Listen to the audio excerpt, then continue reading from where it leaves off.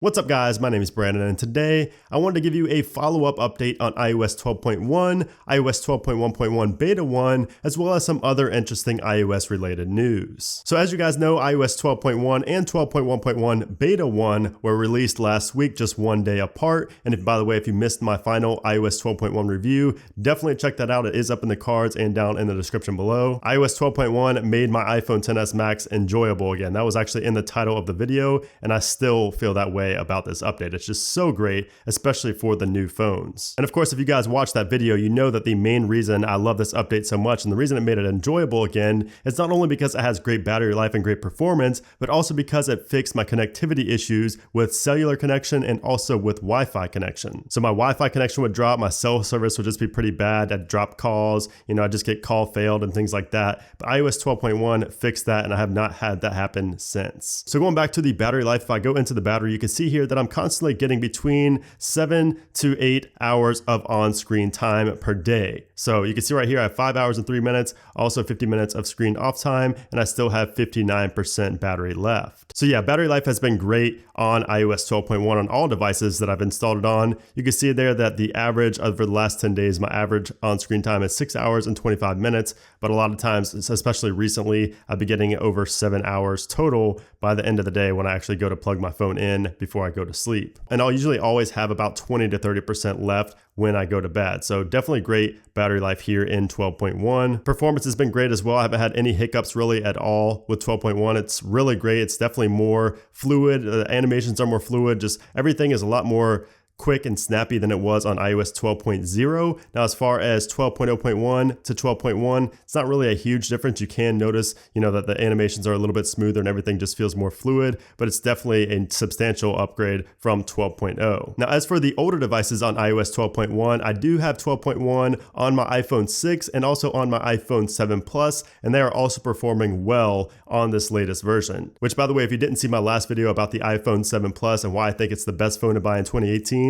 make sure to check that video out as well. But yeah, the new emojis are great and all, but I just don't really have anybody to send them to because most of my friends do not have the latest update. Most of them have not updated to 12.1, so I can't send the emojis, which is a little bit unfortunate, but I am loving the new emojis. Now, unfortunately, I have not used group FaceTime yet with multiple people, but I do plan on doing that relatively soon, just so I can give you guys an overall review, I guess, of group FaceTime in 12.1. But yeah, overall, iOS 12.1 is a great update, and I definitely update unless you're trying to jailbreak in the future. If you are trying to jailbreak, I would stay on iOS 12.0.1 or 12.0. But yeah, I just wanted to let you guys know that a week after my final review, I still feel the exact same way about 12.1. Also, just today, Apple released iOS 12.1 for the iPhone XR again. So they kind of did a re-release of iOS 12.1 for some odd reason. It does have a different build number, but I haven't noticed anything different as of yet. On that update, I did update my iPhone XR there to it, and I haven't noticed anything different in that software update. I will let you guys know if I find out anything more about that, but again, it did just happen today. So now let's briefly talk about iOS 12.1.1 Beta 1, and I am running that here on my iPhone XS. So let's go ahead and get that right here on the dock. So like I said, I do have iOS 12.1.1 here on my iPhone XS, and it's been running pretty well so far. I mean, performance and battery life are pretty much exactly the same as iOS 12.1. I have not noticed much of a difference at all in terms of really anything in 12.1.1, which is kind of expected since it is a point update. However, I did want to touch on this because there were some more changes that I missed in my original video where I talked about what's new in 12.1.1 Beta 1. So one new feature that I did not mention in that original video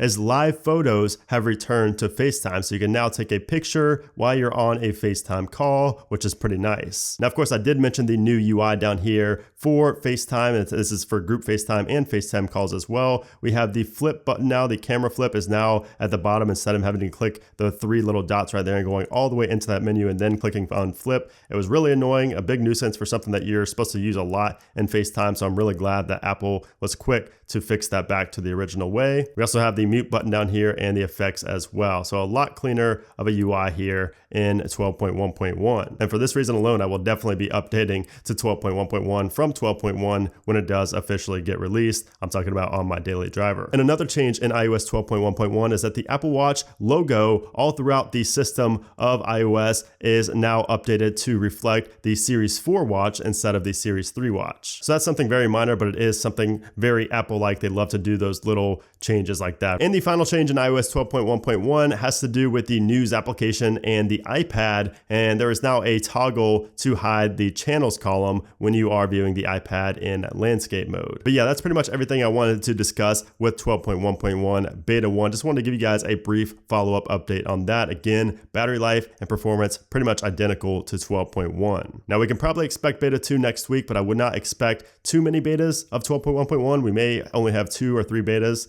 but I wouldn't really expect like 4, 5, or 6 or anything like that. So we'll probably get the final release of this relatively soon. So definitely be on the lookout for that. Of course, just stay subscribed to the channel and you'll be notified when that does get released. Now in related news, yesterday Apple re-released watchOS 5.1.1, and now it will not brick your Apple Watch. So I had so many people message me on Twitter when they updated to 5.1.1 on their watch and were telling me how it basically broke their watch. It bricked their watch, and that was a known issue. Pretty much happened to everybody. So Apple had to pull the update, and just yesterday they finally re-released it. So if you have an Apple Watch and you want to update, now you are safe to do so without bricking your device. Now also earlier today, Apple updated the Shortcuts application to version 2.1.1. So you can see right here version 2.1.1, and there are 2 new features in it. It's really not any features, but Shortcuts is now optimized for the new iPad Pro, and then there are also bug fixes. So Siri Shortcuts, of course, one of the best features, if not the best feature, it really is the best feature in my opinion, in iOS 12. So definitely go ahead and update to version 2.1.1 if you are a big fan of Siri Shortcuts. It'll definitely fix up some of those bugs you may have been experiencing in there. And lastly, I just wanted to remind you guys that the new iPad Pro will be arriving in the studio tomorrow, so definitely stay tuned for coverage on that. I got the 12.9-inch